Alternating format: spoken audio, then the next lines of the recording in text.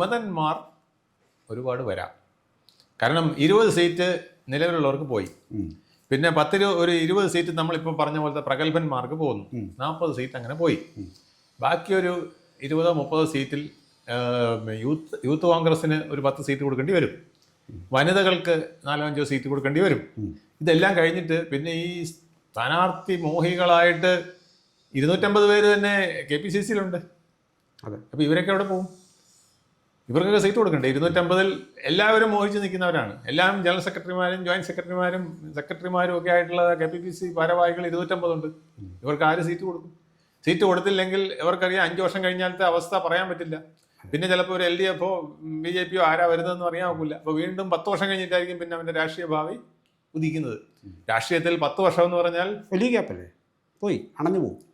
ശ്രീരാമന്റെ വനവാസത്തേക്കാൾ എത്രയോ കൂടുതലാണ് ഈ രാഷ്ട്രീയ വനവാസം. അപ്പം അതൊന്നും പിള്ളേർ തയ്യാറാവില്ല ഇപ്പോഴത്തെ ആൾക്കാർ.